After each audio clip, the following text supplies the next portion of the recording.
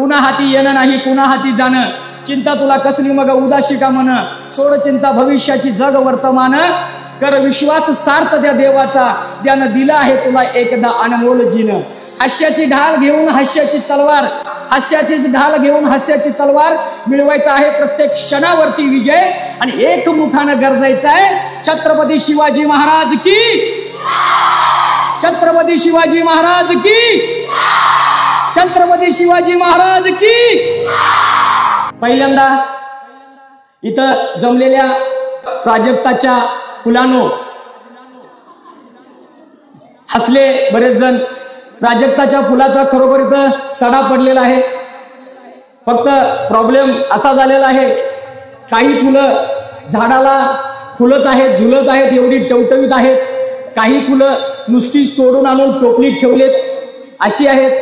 काही फुलं पाणी मारून मारून ते सुकू नये म्हणून प्रयत्न चालला अशी आहेत. आणि काही फुलं मात्र एकदम मरळून गेलेली आहेत. पण सगळी प्राजक्ताची फुलं आहेत. कारण देवानं आपल्याला जन्म दिला उगाच नाहीत म्हणत. लहान मुलं देवाघरची फुलं. प्रत्येक माणूस काळा असू द्या, बुटका असू द्या, ठेंगणा असू द्या, कसाही असू द्या, बालपणी सुंदर दिसतो. बाळ कसंही असू द्या सुंदर दिसतं.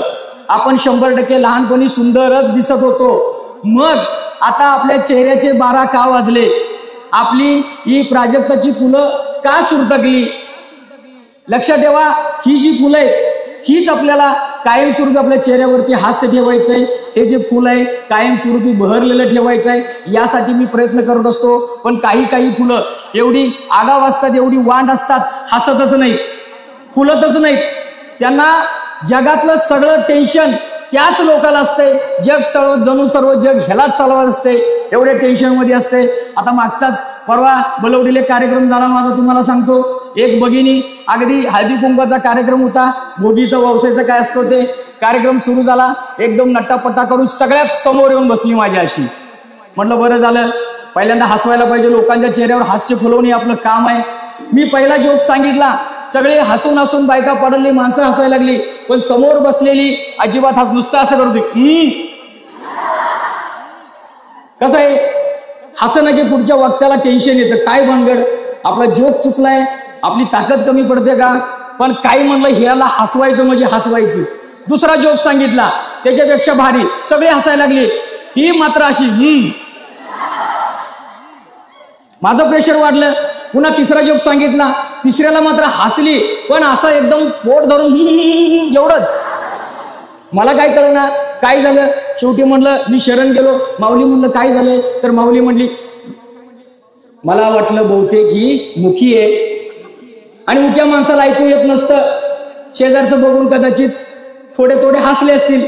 दुखोटा व्यक्त केला. सॉरी म्हणलं, मी तुम्हाला बोललो, मला माहित नव्हतं तुम्ही मुखी आहात, मूक बधीर आहात. एकदम पटकन उठली, म्हणली कोण मूक बधीर आहे, कोण इथं मुक आहे, कळतं का नाही? मगाच पार्लर मध्ये जाऊन आल्या, लिपस्टिक लावून आल्या, पावडर लावून आल्या, हसून काय माझी लिपस्टिक घालवायची आहे का?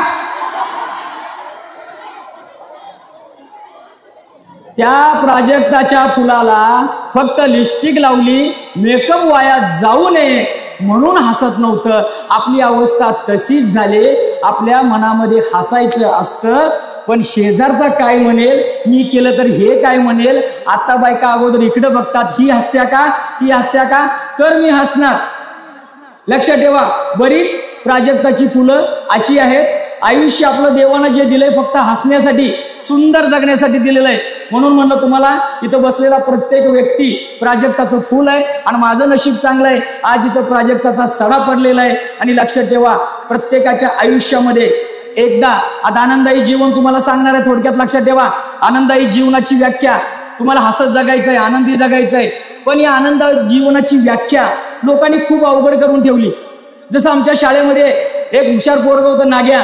नाग्याला सरांनी विचारलं, बाबा नाग्या, एका मुंगीला जर मारायचं असेल तर काय करायला लागेल? नाग्या म्हणलं, सर लय सोपं आहे.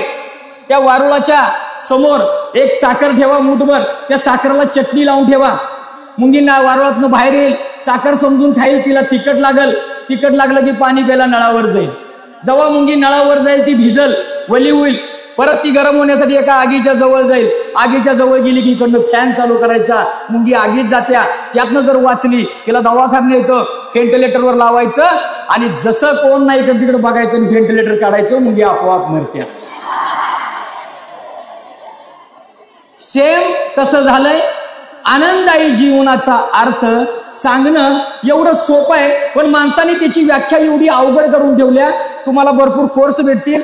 आनंददायी जीवन जगायचा कोर्स असेल, इकडे जावा, हे करा, योगासन करा, प्राणायाम करा, सकाळी हे पळा, एवढं सांगितलं जातं. आनंददायी जीवनाची व्याख्या साधी आणि सोपी आहे, लक्षात ठेवा. तुम्हाला जो वर्तमान काळ आहे, आता ज्या ठिकाणी आपण जमलेलो आहे, तुम्ही एक दिवस करून बघा. माता भगिनींना सांगतो खास करून, एक ट्रिक करा, एक दिवस करा. तुम्हाला कुठेही जायची गरज नाही. आनंददायी जीवनाचा खरा अर्थ तुम्हाला सापडेल. जर आनंददायी जीवन जगायचं असेल, वर्तमानात जगायला शिकलं पाहिजे. जो आत्ताचा क्षण आहे, आता मी तुम्हाला व्याख्यान देतोय, आता मी तुम्हाला काहीतरी सांगतोय, पण इथं बसलेल्या बऱ्याच जणांच्या डोक्यात दुसराच काहीतरी विषय असेल. डोकं तुमचं तिकडं असेल, बसलेलं इथं असाल. आनंददायी जीवनाचा अर्थ साधा सोपा आहे. आपण जे कार्य करतोय सध्या घडीला ते तन्मयतेनं करणं, हेच आनंददायी जीवनाचं अगदी साधं सोपं रहस्य आहे. सकाळी स्वयंपाकाला बसला, मस्तपैकी स्वयंपाक करा, संपूर्ण लक्ष स्वयंपाकावरती असू द्या. कसा स्वयंपाक करतोय, भारी करते मी, चटणी घातले, मीठ घातले, सगळं काही लक्ष कॉन्सन्ट्रेशन स्वयंपाकवरती करा आणि तो स्वयंपाक तुमच्या कारभाऱ्यानं वाढा. 100% कारभारी म्हणणार आज काय विशेष काय वेगळंच चविष्ट जेवण झालंय. 100% म्हणणार. तुम्ही जे काम करताय, रानात चाललाय, तुमचं मन तिथं असू द्या. एका ठिकाणी आत्ताचा क्षण जगणं, भरभरून जगणं. थोड्या वेळाने काय होणार आहे मला माहित नाही, तुम्हाला माहित नाही, कुणालाच काय माहित नाही. आत्ताचा क्षण जगणं म्हणजेच आनंददायी जीवन जगणं, लक्षात ठेवा. आणि हा क्षण काही जरी केलं, उद्या एखाद्याने 1 करोड रुपये जरी खर्च केला, हा क्षण पुन्हा येऊ शकणार नाही. हेच व्यासपीठ, हीच लोक, हीच मुलं, हीच माणसं, हा क्षण तुमच्या आयुष्यात परत कधीच येणार नाही. म्हणून लक्षात ठेवा, मला सुद्धा ठाऊक आहे हा क्षण काही जरी केलं तुमच्या आयुष्यात परत कधीच नाही येणार. म्हणून मी ठरवलंय जायच्या अगोदर प्रत्येक प्राजक्ताच्या फुलाचा चेहरा मी खुलवूनच जाणार. आता थोडक्यात सांगतो, तुम्ही म्हणणार नुसतं टाळ्या वाजवायला होते. लक्षात ठेवा, साधा सोपा जीवनाचा अर्थ सांगून जाणार आहे तुम्हाला. कुणा हाती येणं नाही, कुणा हाती जाणं. बघा, कुणाच्या हातात नाही, तुमच्या हातात काय आहे लक्षात ठेवा, काहीच नाही. कुणाच्या पोटी जन्म घ्यावा आपल्या हातात आहे का? कुठं आपला मृत्यू व्हावा आपल्या हातात आहे का? आपण कसं दिसावं आपल्या हातात आहे का? आपला रंग कसा असावा हे सुद्धा आपल्या हातात नाही. आपल्या हातात काहीच नाही. तर आपल्या हातात काय आहे? जीवन आणि मृत्यू याच्यामधलं जे अंतर आहे, ते किती अंतर मोठं आहे माहित नाही. ते अंतर अगदी आनंदानं काटणं, यालाच आनंददायी जीवन म्हणतात. लक्षात ठेवा. कुणा हाती येणं नाही, कुणा हाती जाणं. चिंता तुला कसली मग उदाशी कामानं, सोड चिंता भविष्याची, जग वर्तमान, कर सार्थ विश्वास त्या देवाचा, ज्यानं दिलं तुला अनमोल जीवन. लक्षात ठेवा, आपलं जीवन खूप अनमोल आहे. त्या देवानं दिलं. ते जीवन देण्यामागचा जो उद्देश आहे तो आपण विसरून गेलो. देवानं आपल्याला कशाला जन्माला घातलं? शेवटी माणूस घातला की निसर्गाचं रक्षण केलं पाहिजे, तुम्ही चांगलं कार्य केलं पाहिजे, तेच आपण विसरून गेलो. आणि आपण या ठिकाणी बसलेलो आहोत, त्या ठिकाणी एकरूप आहोत का? आपल्या अंगामध्ये जोश आहे का? आपण जर विजय मिळवायचा असेल, लक्षात ठेवा, हास्याची ढाल आणि हास्याची तलवार तुमच्याकडे असणं फार गरजेचं आहे. विजय जर मिळवायचा असेल, आपल्याला क्षणावरती विजय मिळवायचा आहे. तुम्हाला वाटत असेल, आपल्या मनामध्ये असतं मला त्याच्यावरती विजय मिळवायचा आहे. विजय मिळवणं म्हणजे कुणाचा तरी पराजय करणं हे नाही. लक्षात ठेवा, आपल्या स्वतःवरती प्रत्येक क्षणावरती विजय मिळवत आपल्याला जगायचं आहे.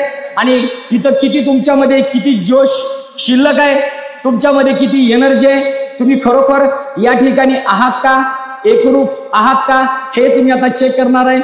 तुर्ची गावामध्ये किती एनर्जी आहे, आपला आवाज कुठंपर्यंत जातोय, हेच मला चेक करायचंय. लक्षात ठेवा, कुणा हाती येणं नाही, कुणा हाती जाणं. चिंता तुला कसली मग उदाशी का म्हण, सोड चिंता भविष्याची, जग वर्तमान, कर विश्वास सार्थ त्या देवाचा, ज्यानं दिलं आहे तुला एकदा अनमोल जीवन. हास्याची ढाल घेऊन हास्याची तलवार. लक्षात ठेवा, हास्याची ढाल घेऊन हास्याची तलवार मिळवायचा आहे प्रत्येक क्षणावरती विजय. आणि एकमुखानं गरजायचं आहे छत्रपती शिवाजी महाराज की, छत्रपती शिवाजी महाराज की, छत्रपती शिवाजी महाराज की. विठ्ठल विठ्ठल विठ्ठल विठ्ठल विठ्ठल विठ्ठल विठ्ठल विठ्ठल विठ्ठल विठ्ठल विठ्ठल विठ्ठल विठ्ठल विठ्ठल. जन्म एकदा